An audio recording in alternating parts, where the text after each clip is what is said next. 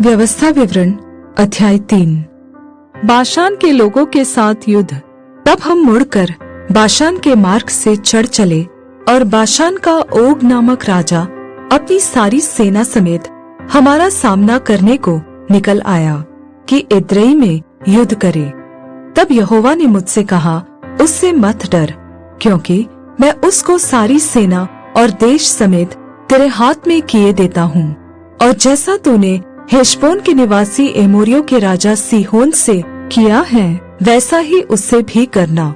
इस प्रकार हमारे परमेश्वर यहोवा ने सारी सेना समेत बाशान के राजा ओग को भी हमारे हाथ में कर दिया, और हम उसको यहाँ तक मारते रहे कि उनमें से कोई भी न बच पाया। उसी समय हमने उनके सारे नगरों को ले लिया। कोई ऐसा नगर न रह गया जिसे हमने उनसे न ले लिया हो। इस रीति अर्गोब का सारा देश जो बाशान में ओग के राज्य में था और उसमें 60 नगर थे, वह हमारे वश में आ गया। ये सब नगर गढ़ वाले थे और उनके ऊंची ऊंची शहरपना और फाटक और बेड़े थे, और इनको छोड़ बिना शहरपना के भी बहुत से नगर थे। और जैसा हमने हेशबोन के राजा सीहोन के नगरों से किया था, वैसा ही हमने इन नगरों से भी किया, अर्थात सब बसे हुए नगरों को स्त्रियों और बाल बच्चों समेत सत्यानाश कर डाला।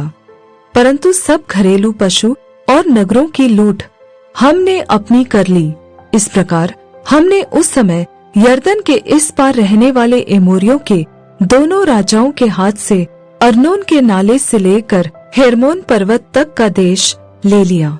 हेर्मोन को सीदोनी लोग सिरियोन और एमोरी लोग सनीर कहते हैं। समथर देश के सब नगर और सारा गिलाद और सल्का और एद्रेई तक जो ओग के राज्य के नगर थे, सारा बाशान हमारे वश में आ गया। जो रपाई रह गए थे, उनमें से केवल बाशान का राजा ओग रह गया था। उसकी चारपाई जो लोहे की है, वह तो अम्मोनियों के रब्बाह नगर में पड़ी है। साधारण पुरुष के हाथ के हिसाब से उसकी लंबाई 9 हाथ की और चौड़ाई 4 हाथ की है। यरदन नदी के पूर्व की भूमि। जो देश हमने उस समय अपने अधिकार में ले लिया, वह यह है, अर्थात अर्नोन के नाले के किनारे वाले अरोएर नगर से लेकर सब नगरों समेत गिलाद के पहाड़ी देश का आधा भाग, जिसे मैंने रूबेनियों और गादियों को दे दिया, और गिलाद का बचा हुआ भाग और सारा बाशान अर्थात अर्गोब का सारा देश जो ओग के राज्य में था, इन्हें मैंने मनश्शे के आधे गोत्र को दे दिया।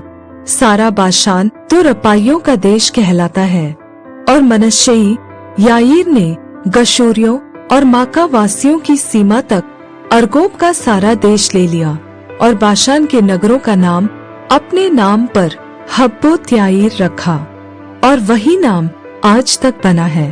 और मैंने गिलाद देश माकीर को दे दिया, और रूबेनियों और गादियों को मैंने गिलाद से लेकर अर्नोन के नाले तक का देश दे दिया, अर्थात उस नाले का बीच उनकी सीमा ठहराया, और यब्बोक नदी तक जो अम्मोनियों की सीमा है, और किनेरेत से लेकर पिस्गा की ढलान के नीचे के अराबा के ताल तक, जो खारा ताल भी कहलाता है, अराबा और यरदन की पूर्व की ओर का सारा देश भी मैंने उन्हीं को दे दिया।